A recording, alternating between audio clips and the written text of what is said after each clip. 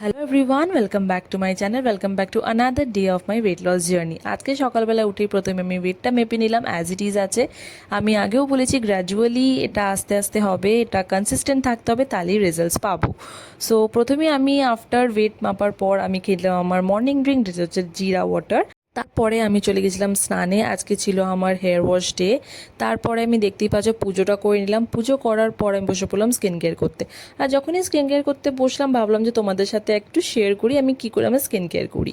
প্রথমেই দেখতেই পাচ্ছ আমি ইউজ করি জয়ের এই গ্লো ময়শ্চারাইজারটা। তারপরে ইউজ করি আমি ইলিউমিনেট প্লাস একটা হাইড্রা জেল ময়শ্চারাইজার। তারপর ইউজ করি আমি ডট অ্যান্ড কির SPF 50 প্লাস প্লাস প্লাস এই স্ট্রবেরি সানস্ক্রিনটা। আর সানস্ক্রিন খুবই ইম্পর্টেন্ট, আমি প্রত্যেকটা ভিডিওতেও বলেছি যখনই আমি স্কিন কেয়ারের ভিডিও দিই, সানস্ক্রিন তোমরা রাতে বেরাও সকালে বেরাও সবসময় ইউজ করবে।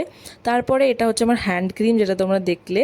তারপরে তোমরা দেখতেই পাচ্ছ স্টেপ ওয়াইজ যেরকম তোমাদেরকে দেখিয়েছি ওই রকমভাবেই আমি আমার স্কিন কেয়ারটা করি। আর এই দুটো হচ্ছে আমার most favourite lip balm. Actually তিনটে আছে, যেটা একটু পরে তোমরা দেখতে পাবে।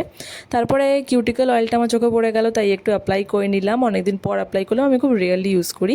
আর এই লিপ বামটা যে আমি লাগালাম এটা হচ্ছে আমার ফেভারেট লিপ বাম। এটা আমি ডিজনি প্রিন্সেস এডিশন থেকে কিনেছিলাম, খুবই তখন ভালো লেগেছিল। তারপরে আমি দেখতেই পাচ্ছ রেডি হয়ে গেছি। রেডি হয়ে যাওয়ার পর আমি ভাবলাম যে আমার হাতে টাইম আছে, তাই আমি চলে গেছিলাম শ্যাম মন্দির, যেটা হচ্ছে ঘুষরি অটো স্ট্যান্ডের কাছে। যারা হাওড়াতে থাকো তারা জানো।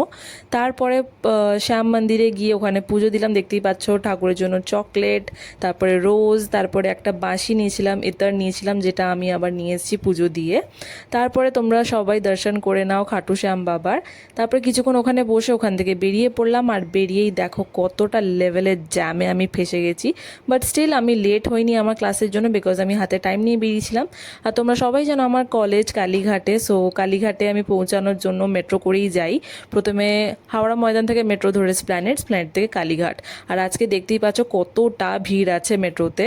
তারপরে ক্লাসে ঢোকার আগে আমি আমার ব্রেকফাস্টটা কমপ্লিট করলাম উইথ ইডলি। তারপরে 2 ঘন্টার একটা লং লেকচার অ্যাটেন্ড করার পর ফাইনালি কলেজ থেকে বেরোলাম।